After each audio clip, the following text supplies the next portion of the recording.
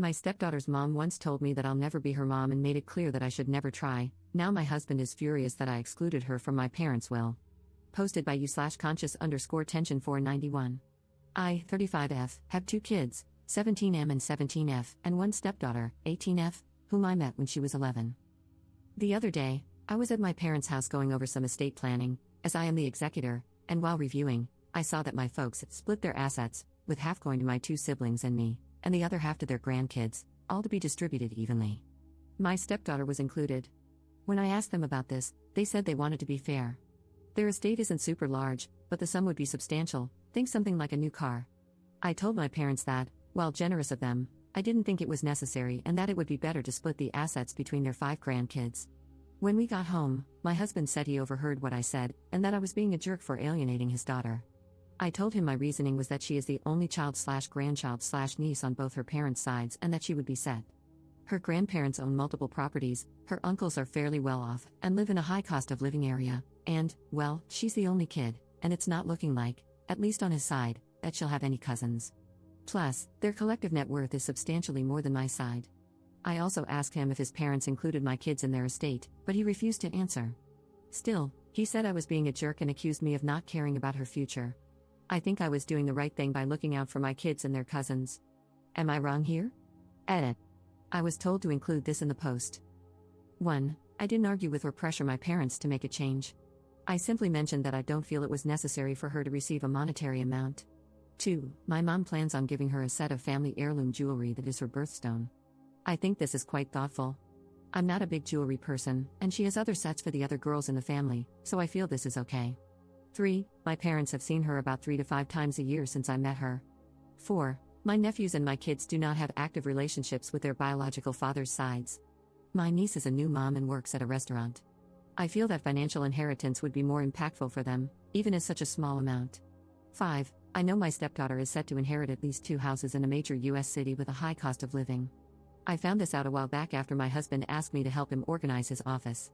I had to read through papers to know how to file them accordingly. The paper was a certified copy and was drafted soon after we married. My kids were not included. I am not sure if it has been updated. I did not ask him about it at the time because I did not have an issue with it. 6. There is distance in the relationship, but I don't feel it's my fault. I can explain this. When I met her mom for the first time, she made it very clear that I wasn't her mom. I didn't see this as an issue because I didn't want to overstep, and as a mom myself, I could understand where she was coming from and respected her request. But as time progressed, our opportunity to spend time together became less frequent. At first, my husband had every other weekend visitation. It became less frequent as she became a teenager because she wanted to spend time with friends, hang out, etc., which I see as normal teenage behavior. Another factor is that we were never invited to be included in major celebrations for her. We usually celebrated her birthdays a week later because we weren't invited, my husband was, just not us. She's also never spent Thanksgiving or Christmas with us because her mom wanted those days. Again, I saw this as fine because she's her only child. My husband would spend holidays with her at her mom's house, which I encouraged because I knew the importance of father/daughter connections. We also weren't invited to her high school graduation. I think she's a beautiful and brilliant young woman, and I care for her tremendously. But it's challenging to develop deep, meaningful relationships with people you have little contact with. 7. For people putting me in the category of the evil stepmother, saying that I see her as other, don't think that I haven't been trying since the beginning. I include her in every way I can during the times that she's with us, by doing things like teaching her my family recipes, taking her shopping for clothes so she doesn't have to bring things back and forth, and attending every school athletic event I could. I've tried to include her in family vacation planning, but was told by her mother that unless the vacation occurred on a weekend we were scheduled to have her, she wouldn't allow us to have the time. This limited our options to local weekend trips, but even then, her mom came up with some reason she couldn't join, including surprise trips to another state. I even suggested a family cruise in lieu of a honeymoon to celebrate our new family but was blocked by her mom. My husband is allowed to take her on extended vacations as long as it's just the 2 of them. I've tried to be flexible around holidays by postponing things like Christmas morning so she could be included. This created frustration for my kids because they felt like they shouldn't have to put their lives on hold to accommodate her. One year, when the holiday fell on one of our planned weekends, I suggested celebrating Christmas on Christmas Eve so we could do the full family thing. My kids weren't thrilled, but they understood. In the end, we didn't end up spending any time with her, as her mom told us she planned to have a dinner party on Christmas Eve and needed my stepdaughter to help her prepare. When the time came for college applications, I was ecstatic to be asked by my stepdaughter to help her with them, But soon after, I was told that her mom hired a professional to help her get into her top choice schools, and I was no longer needed. I've tried to build a bond with her despite the little time we have. I've consistently told my husband that I feel we need more time with her to help strengthen our relationship, at the very least by him maintaining his every other weekend schedule. He's told me that ultimately, her mom is her mom, and she determines her schedule and how she spends her time. He's also expressed that he fears if he undermines her mom, he might lose the time and relationship he does have with her. I don't want to be the reason for any break in their relationship. His time and relationship with her haven't changed, so maybe he doesn't see the need for me or my kids to be involved.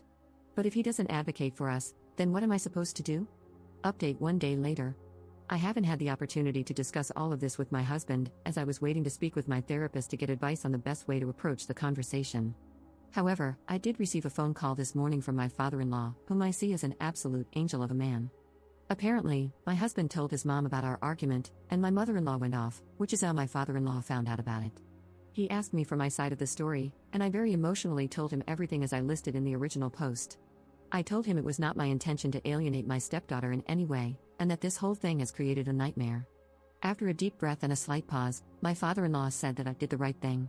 A few years ago, he suffered a series of strokes, which prompted him to reevaluate the estate to ensure everything was in order.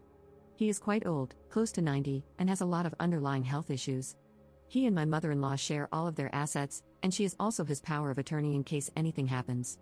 Because they have a family trust, he wanted to include her and his sons in the discussion. He told me that he brought up the idea of including my children in the family trust. He proposed allocating 10% of the trust's liquid assets to be split between my 2 kids to help them get a start in life. He then said that my mother-in-law pushed back very hard, arguing that because my children were not biologically related to the family, they should not be considered. When he asked my husband for his thoughts, my father-in-law said my husband's response was that it was best to keep it in the family, but that he would consider including us in his portion upon his passing if he and I were still together. My father-in-law said this was surprising because, at that point, we were still basically newlyweds, and he didn't expect a new husband to think that way. My mother-in-law's response to that was unhappy, again stating that we weren't blood and that this was a family issue.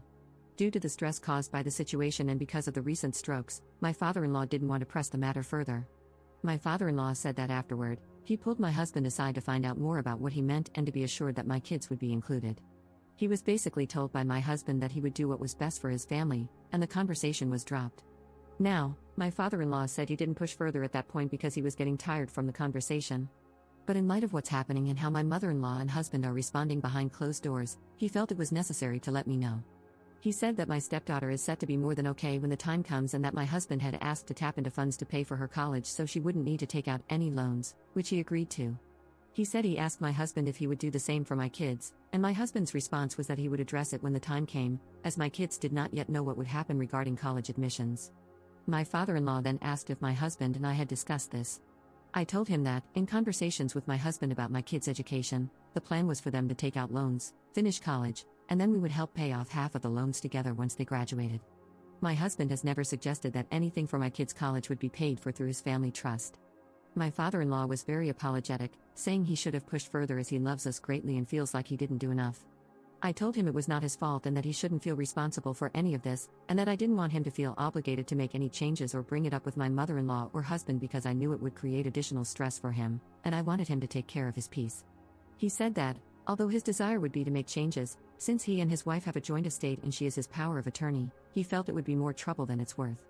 He is blind and has many mobility issues, so he depends on her for everything. He also mentioned that, based on what he's heard from his side, if he did update his will, they would likely contest it, which would create a financial burden for me, and he didn't want to cause a negative situation. I reassured him once again that it was okay and that we would be fine in life. I told him he wasn't responsible for anything that happened, and my intention wasn't to be added to the trust, but rather to make a point to my husband, which he said he understood and agreed with.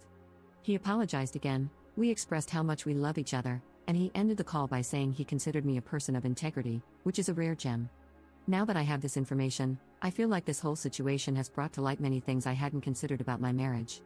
Writing everything out, especially regarding how my husband navigates his relationship with his daughter and ex-wife, really put things into perspective.